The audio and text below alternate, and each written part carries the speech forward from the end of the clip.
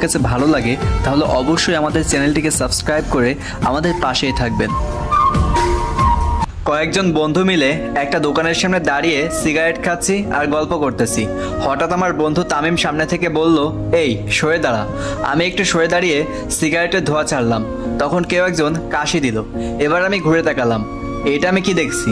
এই পরীটা এখানে কিভাবে আসলো? আমি হাঁ করে তাকিয়ে আছি। আমাকে বলল বখাটে, বলে চলে গেল। আমি তখনও ঘোরের ভিতর ডুবে আছি। তামিম আমাকে ধাক্কা দিয়ে বলল, এই তুই কি বেঁচে আছিস? আমি বললাম, মামা বেঁচে আছি, কিন্তু মাইয়াটা তোদের ভাবি পেয়ে গেছি, চল। সবাই আমার কথা শুনে অবাক। এরপর মেয়েটার পেছনে যেতে লাগলাম। কলেজের ড্রেস পরা দেখে বুঝলাম আমাদের এলাকার পাশের একটা মহিলা কলেজেই পড়ে, কিন্তু হঠাৎই যেন কোথায় হারিয়ে গেল। ইস কি মায়াবী, কোথায় গেল? ভাই তোরা কেউ একটু খুঁজে বের কর না। এরপর বন্ধুগুলো খুঁজতে লাগলো। আরে আমার পরিচয়টা তো এখনো দেওয়া হলো না, চলেন এবার পরিচয়টা দিয়ে ফেলি। আমার নাম ফাহিম, এবার অনার্স প্রথম বর্ষে পড়ি, পাশাপাশি আমি ফ্রিল্যান্সিং করি। আপাতত এইটুকুই, বাকিটা গল্প জানতে পারবেন। সবাই মেয়েটাকে অনেক খুঁজলো কিন্তু পেল না। তামিম এসে বলল, মামা পাওয়া গেল না রে। আমি বললাম, তোরা কোনো কাজেরই না। এরপর বন্ধু শিহাব বলল, আরে টেনশন নিস না, পাশের কলেজেই তো পড়ে, পাওয়া যাবে। আমি বললাম, তা তো ঠিকই বলেছিস। এরপর সেখান থেকে চলে আসলাম আমাদের আড্ডা দেওয়ার জায়গায়। বন্ধুদের সাথে আড্ডা দিয়ে বাড়িতে চলে আসলাম। রাতে বসে বসে কাজ করছি, কিন্তু কিছুতেই মন বসাতে পারছি না। শুধু ওই পরিটার মুখটা চোখের সামনে ভেসে আসছে। আহ কি মায়াবী চেহারা! ওই মুখের দিকে তাকিয়ে আমি সারা জনম পার করে দিতে পারবো। কিছুই ভালো লাগছে না। মেয়েটার কথা ভাবতে ভাবতেই ঘুমিয়ে পড়লাম। এমনিতেই আমার ঘুম 10টার আগে ভাঙতে চায় না, কিন্তু আজকে সকাল সকাল ঘুম ভেঙে গেল। আমাকে দেখে আমার মা তো পুরাই অবাক। আম্মু বলল, আজকে সূর্য কি ওঠেনি? এ আমি কাকে দেখছি? আমি বললাম, আম্মু কি শুরু করলে? আম্মু বলল, না মানে তোকে শেষ কবে যে সকালে ঘুম থেকে উঠতে দেখেছি তা তো আমার মনে পড়ে না, তাই একটু অবাক হলাম। আমি বললাম, আমি তো আর কোনো অকাজ করে দেরি করে ঘুম থেকে উঠি না। আম্মু বলল, তাহলে নাস্তা করে নে। এরপর ফ্রেশ হয়ে নাস্তা করে বাইকটা নিয়ে মহিলা কলেজের সামনে চলে আসলাম। কলেজের গেটের সামনে দাঁড়িয়ে আছি। সবাই কলেজে আসছে, কিন্তু সেই পরীটা কই? তাকে তো কোথাও দেখছি না। না, কলেজ ছুটি হয়ে গেল, কিন্তু তাকে তো পেলাম না। মনটা খুব খারাপ হয়ে গেল। এই কলেজেই তো ড্রেস ছিল। এরপর সেখান থেকে চলে আসলাম বন্ধুদের কাছে। তামিম বলল, কিরে সকাল থেকে কই ছিলি? আমি বললাম, মামা পরীটাকে দেখতে গেছিলাম। তামিম বলল, বুঝেছি তুই শেষ, তা কি দেখা পেলি? আমি বললাম, না রে ভাই, সেই সকাল থেকে দাঁড়িয়েছিলাম কিন্তু দেখাই পেলাম না। এরপর তামিম বলল, আরে হয়তো কলেজে আসেনি। আমি বললাম, হতে পারে। এরপর কিছুক্ষণ আড্ডা দিয়ে বাড়িতে এসে একটা ঘুম দিলাম। বিকালে তামিমের ফোনে ঘুম ভাঙলো। তামিম বলল, কিরে মাঠে আয়, খেলবি না? এরপর আমি খেলা করতে গেলাম। সন্ধ্যার পর বাড়িতে এসে আবার কাজ শুরু করলাম। মনের ভিতর শুধু মেয়েটার মুখ ভেসে আসছে, আর কি দেখা পাবো না? পরের দিন আবারও মহিলা কলেজের সামনে গেলাম, কিন্তু সেদিনও পেলাম না। এভাবেই আরো 4 দিন কেটে গেল। আমি প্রতিদিনই সেখানে গিয়ে দাঁড়িয়ে থাকি, কিন্তু মেয়েটাকে দেখতে পেলাম না। পরের দিন বাইক নিয়ে আসছি, তখনই একটা অটো আমার দিকে অনেকটা চাপিয়ে দিয়ে চলে গেল। আমি প্রায় পড়ে যাওয়ার মতো অবস্থা। গেল মাথাটা গরম হয়ে। বাইকটা ঘুরিয়ে অটোর সামনে গিয়ে দাঁড়ালাম। বাইক থেকে নেমে অটো ড্রাইভারকে নামিয়ে নিয়ে দিলাম কয়েকটা চড়। হঠাৎ অটোর ভিতরে চোখ পড়লো। আমি তো অবাক হয়ে গেলাম। অটোর ভিতরে সেই মেয়েটা বসে আছে, আমার দিকে তাকিয়ে আছে। এরপর আমি অটোওয়ালাকে ছেড়ে দিলাম। আজকে আমাকে বকাটে বলে গালি দিল। 2 দিন দেখা হলো, আর 2 দিনই ওর সামনে খারাপ হয়ে গেলাম। তার মানে আজকে কলেজে গেছিল। এরপর সেখান থেকে চলে আসলাম। পরের দিন আবারও আমি কলেজের সামনে গেলাম। অনেকক্ষণ বসে থাকার পরে কলেজ ছুটি হলো। কিছুক্ষণ পরে গেটের দিকে চোখ পড়লো। আমি তো পাগল হয়ে যাব। মেয়েটা তার বান্ধবীদের সাথে বের হচ্ছে, মুখে মিষ্টি হাসি। আমি অপলক দৃষ্টিতে তাকিয়ে আছি, কিন্তু কথা বলবো কিভাবে? কিভাবে কথা বলবো তাই ভাবছি। হঠাৎ সামনের দিকে তাকিয়ে দেখি নেই, বাসে উঠে গেল। ইস, আজকেও কথা বলতে পারলাম না, কিন্তু অনেক ভালো লাগছে, কারণ দেখা তো পেলাম।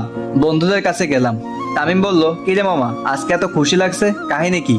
আমি বললাম, মামা মেয়েটাকে দেখেছি আজ। তামিম বলল, বলিস কি, তা কথা বলছিস? আমি বললাম, না রে, কথা বলার সুযোগই তো পাইনি।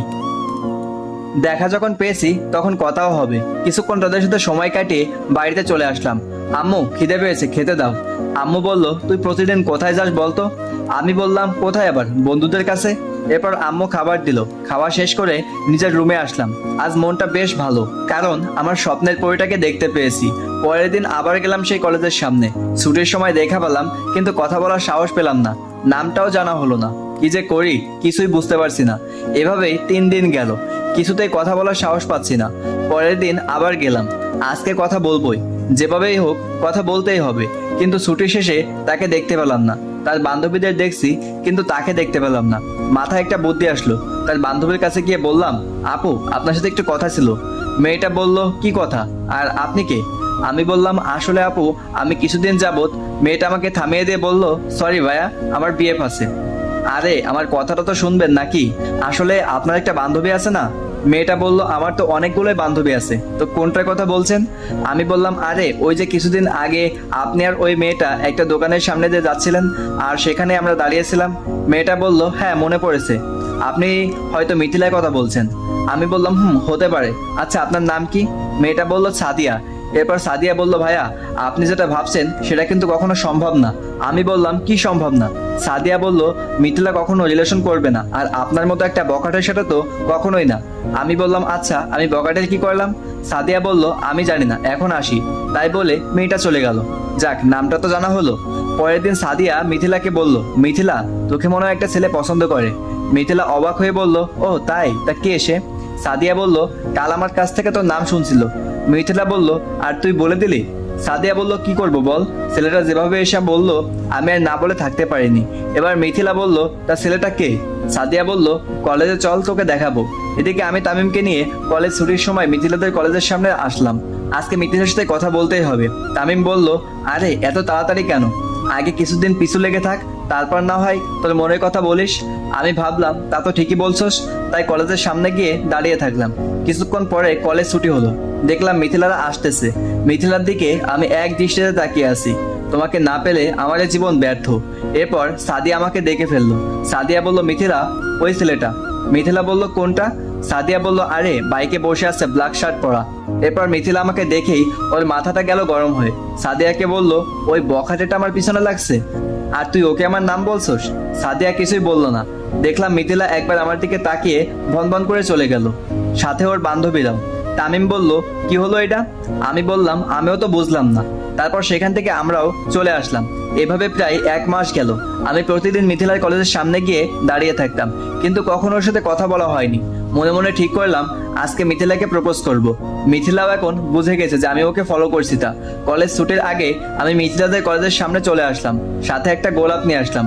কলেজ ছুটির পরে দেখি সবাই বের হচ্ছে, মিথিলাও দেখলাম বের হচ্ছে। এবার আমি মিথিলার সামনে গিয়ে দাঁড়ালাম। আমাকে দেখে মনে হলো একটু ভয় পেয়েছে। আমি মিথিলার সামনে গিয়ে বললাম, মিথিলা তোমার সাথে একটু কথা ছিল। মিথিলা বলল, আমার সাথে আপনার কি কথা? আমি বললাম, মিথিলা তোমাকে যেদিন আমি প্রথম দেখি সেদিন থেকেই আমার এই মন তোমাকে ছাড়া।